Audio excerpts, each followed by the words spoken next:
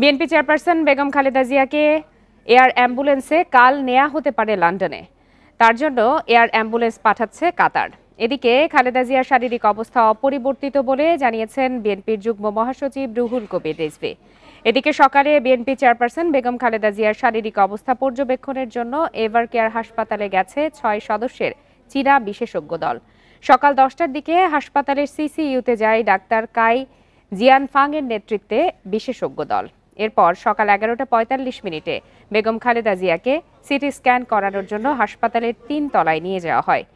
চীনের চিকিৎসকরা বেগম খালেদা জিয়ার সাথেই রয়েছেন। সকালে চীনের বিশেষজ্ঞ চিকিৎসকদের সাথে প্রধান উপদেষ্টার আন্তর্জাতিক বিষয়ক বিশেষ দূত জনাব লুৎফে সিদ্দিকী গুলশানের ওয়েস্টিন হোটেলের আপার লবিতে সাক্ষাৎ করেন। এর আগে বুধবার সন্ধ্যায় বিএনপি চেয়ারপারসন বেগম খালেদা জিয়ার শারীরিক অবস্থার খোঁজ নেন প্রধান উপদেষ্টা অধ্যাপক মোহাম্মদ ইউনুস। বুধবার সন্ধ্যা 7টার দিকে এভার কেয়ার হাসপাতালে যান তিনি। এ সময় ডক্টর ইউনুসকে স্বাগত জানান বিএনপির মহাসচিব মির্জা ফখরুল ইসলাম আলমগীর। বিএনপি চেয়ারপারসন বেগম খালেদা জিয়াকে এয়ার অ্যাম্বুলেন্সে কাল নেওয়া হতে পারে লন্ডনে। তার জন্য এয়ার অ্যাম্বুলেন্স পাঠাচ্ছে কাতার। এ বিষয়ে আরও বিস্তারিত তথ্য জানাতে এই মুহূর্তে এভার কেয়ার হাসপাতালের সামনে থেকে যোগ দিয়েছেন সহকর্মী নূরে আলম। নূরে আলম, আপনি তো এভার কেয়ার হাসপাতালের সামনে অবস্থান করছেন এই মুহূর্তে। বেগম খালেদা জিয়ার শারীরিক অবস্থা সম্পর্কে নতুন কি ধরনের তথ্য পাচ্ছেন, আর এই বিষয়টি সম্পর্কে আর কি জানা গেল যে তাকে কাল এয়ার অ্যাম্বুলেন্সে করে লন্ডনে নেওয়া হতে পারে?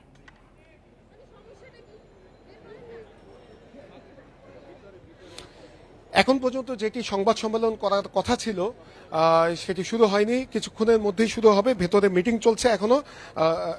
বিএনপির স্থায়ী কমিটির সদস্য এবং খালেদা জিয়ার ব্যক্তিগত চিকিৎসক ডাক্তার জাহিদ হোসেন সেই বৈঠকের পরে সংবাদ সম্মেলন করবেন।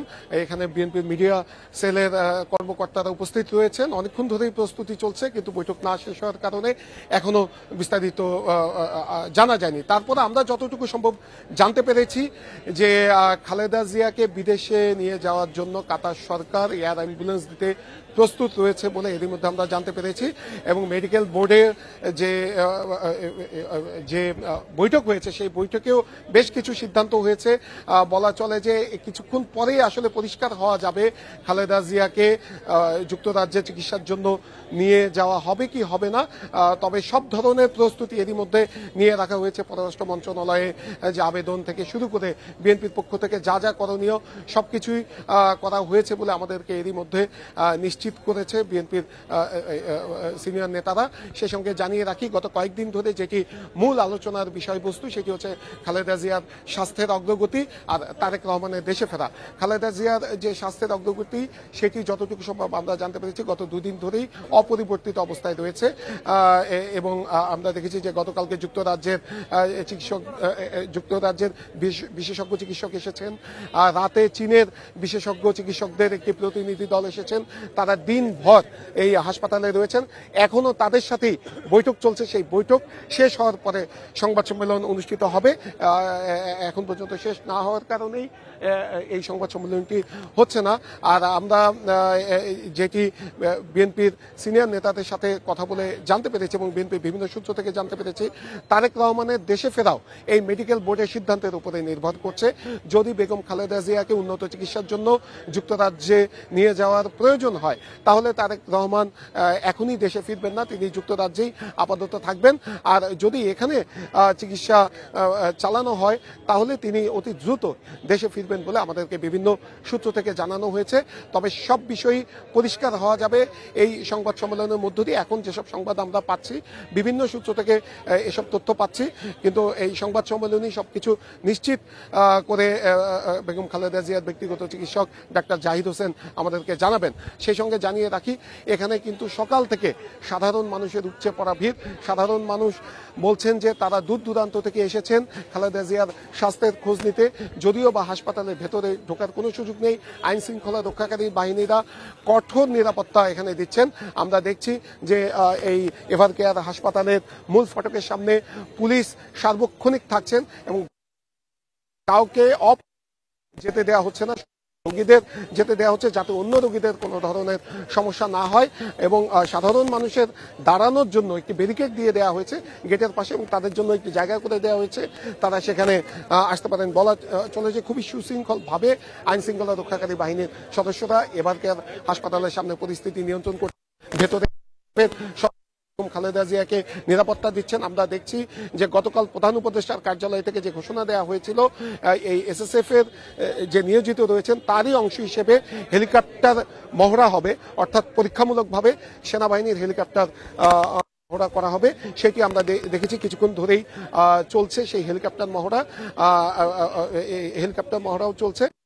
বলা চলে যে সাধারণ মানুষ যারা আসছেন আমরা দেখছি সাথে জড়িত নয় এমন মানুষও এখানে আসছেন দূর দূরান্ত থেকে। জিয়া তার পুরো রাজনৈতিক জীবন গণতন্ত্রের জন্য সংগ্রাম করেছেন। তিনি 1983 রাজনীতিতে হয়েছেন, এরপর থেকেই তিনি এই গণতন্ত্রের জন্য সংগ্রাম করে যাচ্ছেন। 1983 সালে যখন রাজনীতিতে সক্রিয় হন তৎকালীন স্বৈরশাসক এরশাদের বিরুদ্ধে তিনি প্রত্যক্ষভাবে রাজপথে নেতৃত্ব দেন। বিরোধী আন্দোলনের জারির ধারাবাহিকতায় 1991 সালে মানুষ ভোটাধিকার ফেরত পায়। এরপরে আবার 2009 সালে পরে বাংলাদেশ এসে আবার স্বৈর শাসনের কবলে পড়ে। তার সেই গত 17 বছরও বেগম খালেদা জিয়ার নেতৃত্বেই গণতান্ত্রিক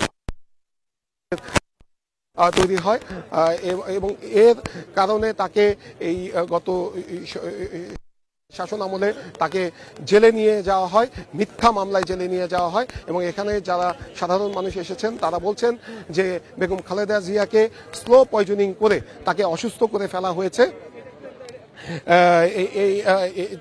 অসুস্থ করে হয়েছে। এর কারণেই আজকে খালেদা অবস্থা হচ্ছে। এই কারণে স্বৈরাচার শেখ হাসিনার বিচার দাবি করছেন এখানে যারা সাধারণ মানুষ এসেছেন। আর আমরা দেখেছি যে গতকাল থেকে শুরু করে আমি আছি একদম এখন পর্যন্ত বিভিন্ন রাজনৈতিক দলের নেতা কর্মীরা আসছেন, বলছেন যে মতাদর্শগতভাবে বিএনপির সাথে তাদের বিরোধ থাকতে পারে, কিন্তু খালেদা জিয়ার বিষয়ে সব রাজনৈতিক দল ফ্যাসিবাদ সকল রাজনৈতিক দল একমত। ঐক্যের প্রতীক, গণতন্ত্রের প্রতীক এই বিভিন্ন রাজনৈতিক দলের নেতারা এখানে এসে বলছেন। তারা দেশবাসীর কাছে খালেদা জিয়ার দ্রুত সুস্থতার জন্য দোয়া কামনা করছেন। সেই সঙ্গে সকালে প্রধান উপদেষ্টার কার্যালয় থেকে প্রেস বিজ্ঞপ্তি দেওয়া হয়েছে, সেখানে বলা হয়েছে আগামীকাল বাদ জুমা বিএনপি চেয়ারপারসন খালেদা জিয়ার সুস্থতা কামনা করে যাতে সকল মসজিদে দোয়া করা হয় সেই অনুরোধ তারা করেছেন। সেই সঙ্গে মন্দির সহ সকল ধর্মীয় উপাসনালয়ে প্রার্থনা করা হয় এই অনুরোধ প্রধান উপদেষ্টার কার্যালয় থেকে করা হয়েছে। গত প্রধান উপদেষ্টা বিএনপি চেয়ারপারসন শারীরিক অবস্থার খোঁজ নিতে এই এভারকেয়ার হাসপাতালে আসেন। তিনি 25 মিনিট। জি নূরে আলম, আপনার মাধ্যমে আমরা দেখতে পেলাম যে বেশ কিছুক্ষণ ধরে ব্রিফিং এর প্রস্তুতি চলছে, সেখানে ব্রিফিং শুরু হলে নিশ্চয়ই আমরা আবারও ফিরবো সেখানে। ধন্যবাদ আপনাকে।